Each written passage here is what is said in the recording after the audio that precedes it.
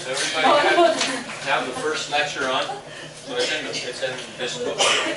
So lecture 1, yeah, in the big book, the blue book. And if you look at the front page, or the front page there, it says table of contents, instructor lecture notes. Okay.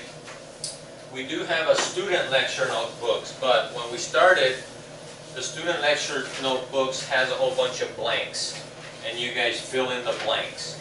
And the blanks that you guys filled in are the ones that, if you look at your notes here, are underlined. But it was taking students too long, so if you look, everything that's underlined or in bold, those are all the things that you would fill in. So it's basically the same notes, except that right now you're not filling in because it was taking students too long to write.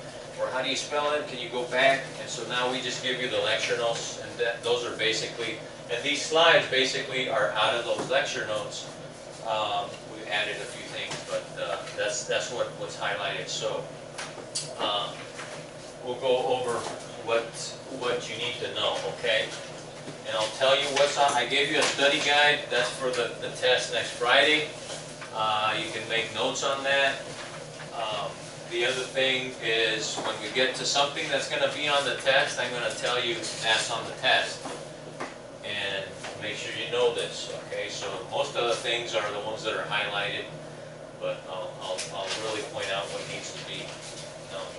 Does anybody need a highlighter? So you could let you borrow a highlighter. I don't know how many I got here. You got highlighter?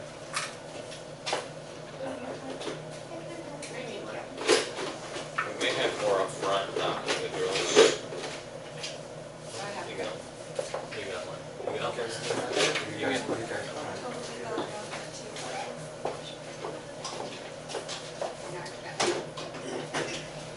All right. So what makes up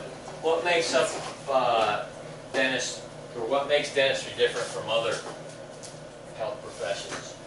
So the dental team is able to establish long-term family relationships. Again, and if you guys have your dentist, you've probably seen that dentist for a long time. Or your physician, you've seen him for a long time. Whereas other professions, you don't establish those long-term relationships. So, in other specialties, especially, it's not as common, okay, as the dental profession. The dental team treats the symptoms ranging from acute emergencies. We have patients that come in that are in severe pain.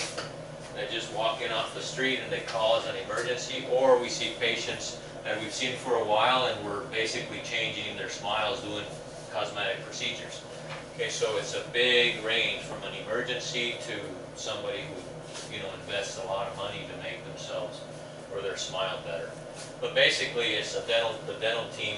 We treat patients for a long time, and that's our goal. So we're not here to be losing patients because they got mad at us, or because things were dirty, or because they had financial problems up front, or there was a problem. Did I? Question? Oh, sorry. I thought this was going. No, and these are basically, I basically take off of the tests. So these are words that are on the test, or things that you should know. And as we go along, you'll see where we're at, where we highlight them. It is in the lecture, yeah. Well, this is from the lab. This is. It may not be in order, but so this is from the lab. That's from the lab. So yeah, so lecture 1. So we're down here. So maybe flip flop there a little bit.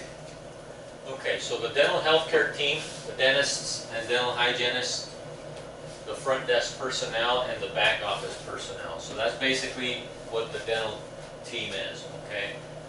When you see this little star, this little asterisk, that means that it's on the test, okay? And I'll try to point it out wherever the asterisk is. So this is something that's on the test. And that's the educational background and responsibilities of a dentist. Okay, so what does he have to do? He must obtain a bachelor's degree, which I got it from the University of Arizona in biochemistry, and Dr. Cervantes also from the University of Arizona. Or usually it's something in the science, so you have to complete 1 year of calculus-based physics, biology, chemistry, organic chemistry, and you must take the DAT, which is the Dental Aptitude Test. Okay? So make sure you guys know that. The dental school, most dental schools are 4 years. Okay? Some are 3 years. Harvard and the school up in I think it's in San Francisco, and University of Pacific is also a 3-year school where you don't have to have a bachelor's degree. You can apply and get in, but it's a 3-year dental school. Usually everybody has a bachelor's degree to get in, but you can go in as a 3-year student. And Harvard has a 5-year dental degree, and Pacific is 3 years. The first 2 years are usually pre-clinical coursework. Okay, so you're doing everything downstairs in a lab, working on mannequins, kind of like we'll do here, cutting on plastic teeth and waxing up down in a lab, and you don't see a patient. Okay, and usually the last 2 years, 3 or 4th years, that's when you go upstairs, or at least in our school we went upstairs, and that's where the clinic was. And then you start seeing patients. Okay, you do have to take board exams. There's a National Board Part 1, which is written, National Board Part 2 written, and then you have to take the state regional licensing board, which is usually either written and clinical. So these are all things that the dentist has to do. You only have to know the top of these. You don't have to know, but you have to be aware. Okay, so again, only where I put the asterisk is what you have to concentrate on. Okay, dental specialties. There are 6 dental specialties in the dental field. Okay, and these you need to know. These you'll see throughout the course. Okay, these specialties. So Dr. Cervantes and I are general dentists. We, as a general dentist, can do an exam, we can do a cleaning, we can do a root canal, we can do an extraction, we can do gum surgery if we want, we can put braces on, we can do anything general. We can do dentures, we can do whatever, okay, as a general dentist. Now we have to stay within what's in our comfort zone. We can't start doing things that we can't do, okay, that are above our ability. That's what specialties are for. If we have a tooth that has a really difficult, that's real difficult to work on, to do a root canal, we send them to an endodontist. If it's a tooth that's really difficult to take out, we send them to the oral surgeon, and that's what they're there for. Okay, but as a general dentist, we're able to do anything that we feel comfortable and have some type of training for, or a little bit more training, and you have to continue to train to do that. Okay. Okay, so the endodontist is the specialty of basically root canals. Anybody has had root canals? I've had 4, so don't be ashamed. I hit my front teeth when I was a teenager in a pool, and they died. So I've got 4 root canals on my 4 front teeth. Okay. So again, endodontist primarily concerned with the health of the dental pulp. That's the nerve. Okay, the pulp is the nerve and the vital tissues of the tooth. The root canal treatments are done by the endodontist. That's the specialist. Okay. Orthodontist. Anybody know what an orthodontist is? Anybody? Yeah. Anybody had braces? Okay. Usually, I think 70–80% of kids nowadays have braces when they're young. Again, concerned with the guiding and correction of misaligned teeth.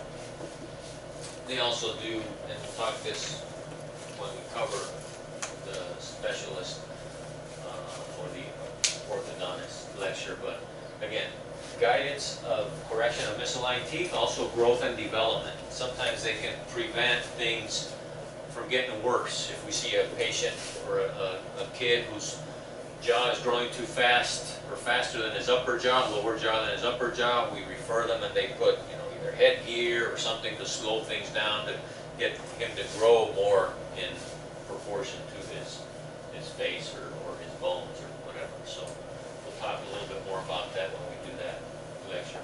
Pedodontists, anybody know a pedodontist? Pediatric patients, pediatric are kids. So pedo means kids, dentist, that's just the dentist, so kid dentist. If you break up some of these words, you'll know. So primarily concerned with treating oral conditions of children and adolescents. Periodontists, okay. Periodontists are gum specialists. Perio means around, like the perimeter. So they primarily treat and diagnose diseases of the supporting and surrounding tissues of the teeth, which are the gums, the bone around the teeth, ligament around, anything that's supporting the tooth. Okay, so the gums, basically, and the bone around the gums. Then we have prosthodontists. Okay, some of these sound the same, but look at the front part of the word. Prost is a prosthetic, okay, like an artificial knee, artificial shoulder, artificial hip. So these are artificial teeth. Okay, if you lose a tooth, then prosthodontist will replace that tooth. Okay, so primarily concerned with restorations and replacement of missing teeth or oral structures. Okay, so if you're missing your front teeth, us as a general dentist, we can make a bridge, we can make whatever, a partial denture to replace them. But sometimes if it's a difficult case or whatever, or the patient wants to go to a specialist, they can go see a prosthodontist. They can't go to a pedodontist and they can't go to an endodontist because they don't do this. Okay, so.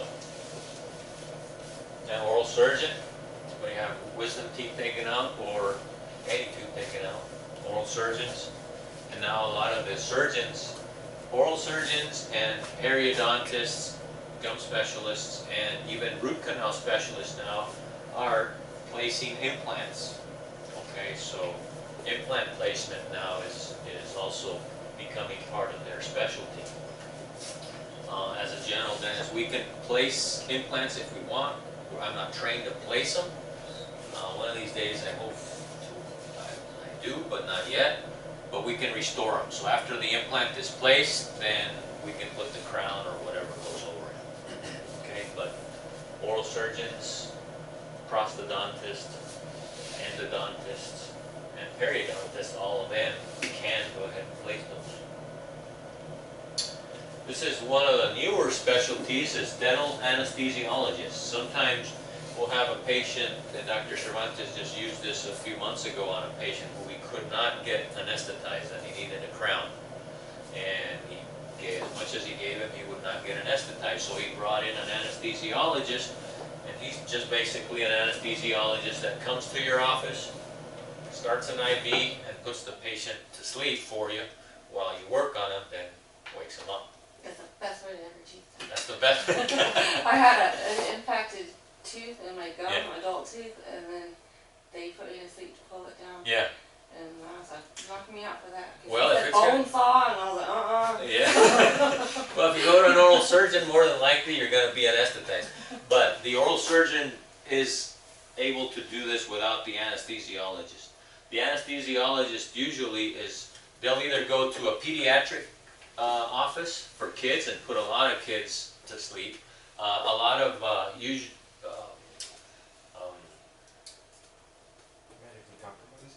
medically compromised kids, or special needs kids as well that need a lot of dental work at the same time for one visit. They'll be sedated or anesthetized, and that's the way to do it. Or as Dr. Cervantes said,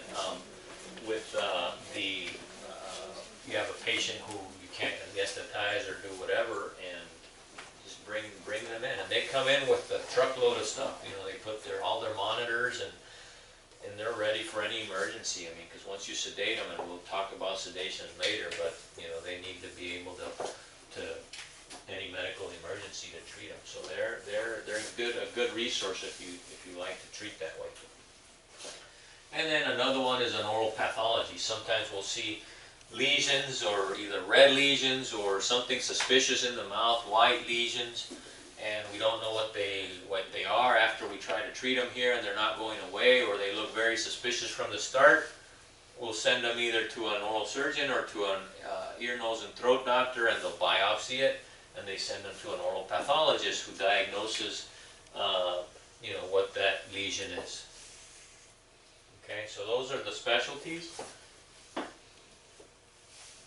Those are on the test. Usually the last two, the oral pathologist and the dental anesthesiologist, not so much. The other ones you need to know. Okay, know what a pedodontist does, and an endodontist and a periodontist. Those are on the test.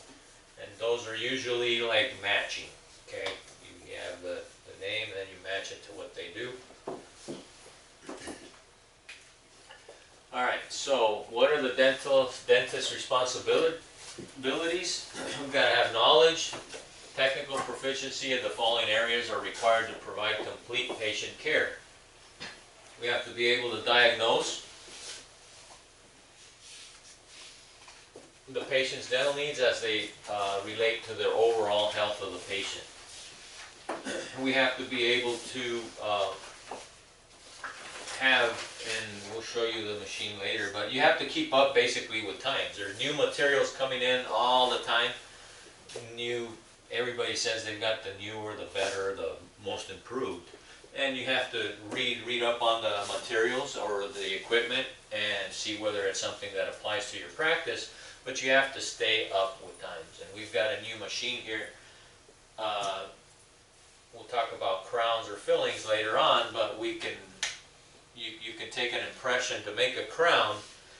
If anybody has had a crown, you would go, maybe you prepare the tooth, you make a mold, and then you wear a temporary for 2 weeks, and then you come back 2 weeks later, and then that crown is cemented. But now we just bought a machine where we don't do that. You can have that crown in the same day. We have a milling machine here. You take a digital impression, take a picture of that digitally, the computer calculates it, and in 15 minutes we can have the crown ready, try it in. 15 minutes is baked in the oven, and then we cement it. So the patient leaves that same day without having to come back in 2 weeks. Okay, so it's a win-win. But again, state-of-the-art diagnostic and any tech equipment.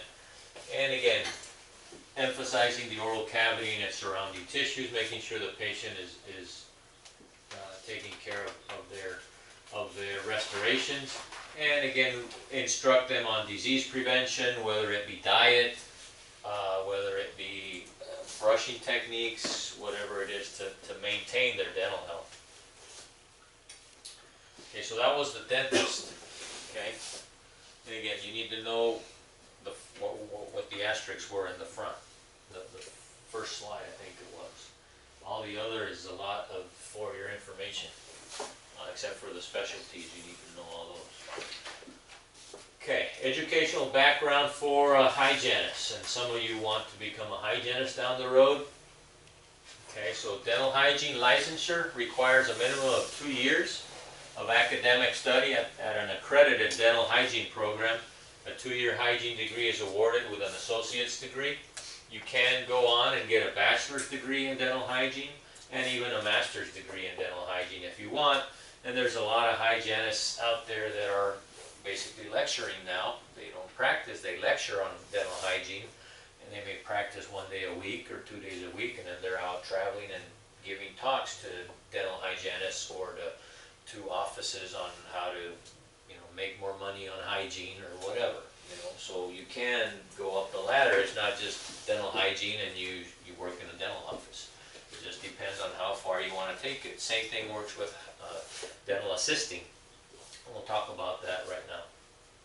Okay, so it is a two-year degree, but you can continue on to get more degrees in dental hygiene. You do have to present national board exams. This is National Board for Dental Hygiene, and then you have to take a state exam as well. What are the responsibilities? There's the asterisk. What are the responsibilities of the hygienist? Documentation. Okay, they have to document health history, missing teeth, restorations, existing fillings, missing teeth, all that. Anything that they see that's abnormal, any redness in the tissues, white patches, you know, anything that doesn't look natural, they'll document when they see the patient. They can perform professional dental debridement, means just to remove stain, remove tartar, remove plaque. Okay, so basically clean the teeth and around the tissues around the roots of the teeth to get them healthy. They have to be able to take x-rays and process x-rays or radiographs. And they can apply sealants and fluoride. And also be able to instruct on dental home care hygiene. Recommend different instruments that they can use to keep bridges clean, different instruments that they can use to keep whatever prosthesis they have clean. And they can place and remove periodontal dressing, and we'll talk about that later. That's just a dressing that you can put after gum surgery just to keep the gum from being tender. Again, that's on the test. Front office consists of front office assistant, office manager, and financial coordinator. Okay. Now that depends. Okay, here in our office we have 2 receptionists, and they kind of flip-flop. You know, they kind of cross duties. We don't have a financial coordinator, and we don't have an office manager. You know, again, those on a large practice, like group practice, you'll have those. I guess you can have it in a small practice, but just for our practice, we've always had just a receptionist, a greeter, and scheduler, and then Dulce does most of the insurance and walking out. But you can get titles in some of the larger practices. Again, what are front office responsibilities? Okay, maintain the office schedule. Proper scheduling is one of the most important tasks to ensure a smooth running and efficient dental office, and that is true. If you have somebody who can't have proper scheduling, then it becomes chaos, because you overbook or you underbook, and you have patients waiting, and patients are unhappy, and the front office has to understand. And obviously, the longer they're in a practice, they understand how the doctor works, and they know how much time to give the doctor. But if you don't give the doctor enough time to finish a procedure, and you schedule another patient, and that patient has to wait half an hour or an hour, then you have unhappy patients and unhappy doctors, because it's not happy. It just adds too much stress to the day when you're having patients that are not happy up front, and they're asking, how much longer, is he almost done? And so the doctor's trying to rush, and it just makes it really stressful. So they have to be able to greet the patients and answer the phone, check in patients that come in, and then check them out, make sure that they have their appointment set up for their follow-up visit or their new visit, and make sure that they are collecting, obviously, the payments for the treatment that was done, and the proper treatment and the proper collecting. They also have to have some knowledge, and Dulce, our main receptionist, was a dental assistant, so she understands the procedures. Sarina is not. She's more basically a receptionist, and she's learned a lot of dentistry because she's been in the dental field for a while, but she's not an assistant. But Dulce is. So as an assistant, I'll say this, we'll talk about this later on, but when you start assisting somewhere, try to make yourself knowledgeable of the front office as well. Because and Breezy, who was Dr. Cervantes' last assistant, who had a baby, I guess she's going on a year now, but she took maternity leave and hasn't come back yet. But anyway, she was really good. She could work the back with Dr. Cervantes and was really good up front as well. And if you can do that, you know, as a staff member, you end up getting sick, or your receptionist gets sick, or your assistant gets sick. If you can go flip-flop, again, that's job security for you. You know, if you can do that, if you can understand insurance, if you can understand scheduling, and that's the more power to you. You know, you're more value to that practice. So again, usually the front office will deal with insurances, but if you know more of it, then it's better. Back office responsibilities. Okay, these are as a dental assistant. We have Kim, which you'll meet later on, and you may have already met her when you interview. She's basically our sterilization technician, and we call her a floater because she'll float wherever we need her.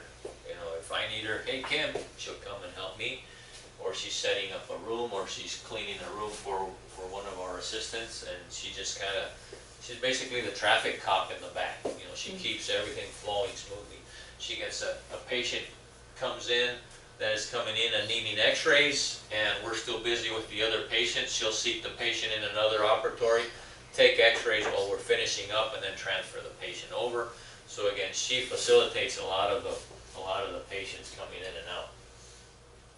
But again, there is a sterilization technician, and in some of the offices you may be called a sterilization technician. And if you apply somewhere and the position as a sterilization technician is open and they offer it to you, I would take it, because all you want to do is get your foot in the door, especially out of school, okay?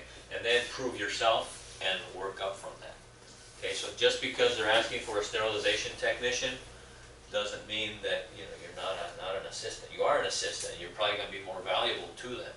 Okay, so I'd walk in as a dental assistant, or maybe even as a receptionist, you know, whatever, and then prove that you want to be a dental assistant. So all you need is to get in the door.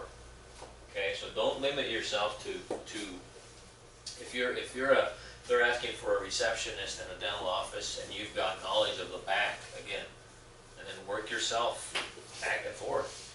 You know, don't limit yourself to, I want to be the lead assistant of the dentist. Especially out of school, it's going to be hard. You may get lucky and get in somewhere like that, and they'll train you, but it's going to be hard. All you want to do is get in the door and then go from there.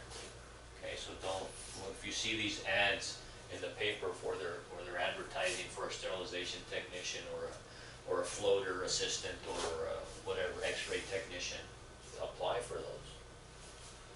Okay, and this is basically what our goal is, to get you chairside assistant, who assists the dentist with all dental procedures.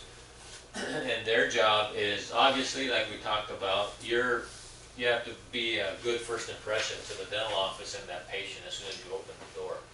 Have a good personality, and that we can't teach, okay? And unfortunately, we've had some students here in the school that I think, you know, even though they've graduated, they're going to have trouble, you know, keeping a job just because of this. Not first impression, but good rapport with the patient.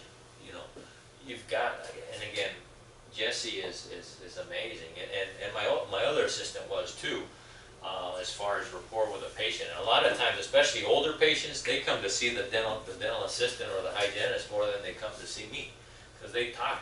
The older patients, they come here, they sit, they don't want to leave, they want to talk. You know, and so that's what, you know, the dental assistant can stay there and talk while I go do something else. But you've got to have good patient skills. Okay, but obviously a good first impression. Again, build patient rapport. Again, good communication, and they build trust with you.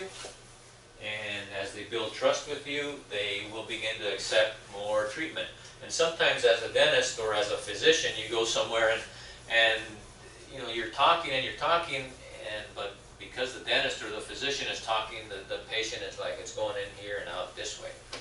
But then when the doctor leaves or the dentist leaves, well, what was he saying? Why did he say I need a crown? Or why did he say I need whatever? And then as a dental assistant, you can say, well, he said the filling was too big and it's breaking, and you couldn't possibly lose it because this and that, and and they listen to you more than they listen to us, okay? I don't know what it is, but it's true. So again, Yesenia is really good about that. Present treatment plans. Again, they'll ask questions about why we're going to do this and what needs to be done and in what order, and that you'll end up learning over time. You must be able to teach them how to have good hygiene, how to brush good and keep their dentistry clean, and assist the dentist in all phases of dentistry. I don't know why I have an asterisk there and an asterisk there. I guess those are the important ones. I don't know. But again, these are some of the things that you need to know. You can make temporaries for a crown, or put a temporary filling in a tooth. You can remove sutures, and you can take impressions that are not a final impression. You can take impressions so that we can make study models, or impressions to make a bleaching tray, or impressions to make whitening trays, or impressions to make a night guard. Some of those things you can take, but anything that's for a final restoration, you cannot take. Questions on the chairside assistant? Or any other questions? We're about ready for a break here in a couple minutes. The lab technician, he is a part of the dental team, okay?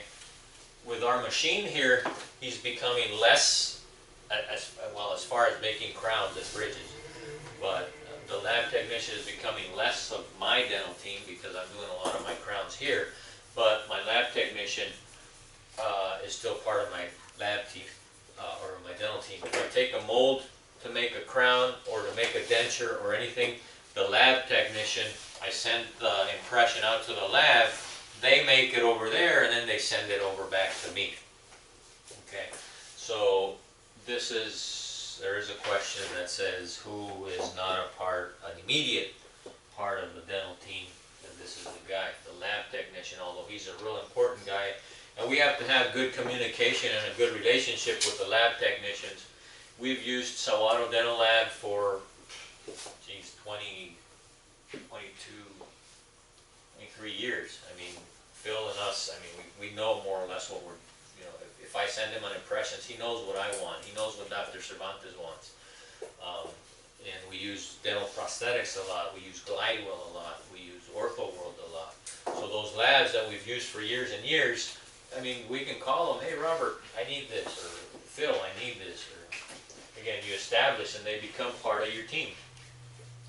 So they can make metal or porcelain fused to metal crowns, and we'll talk about those later on.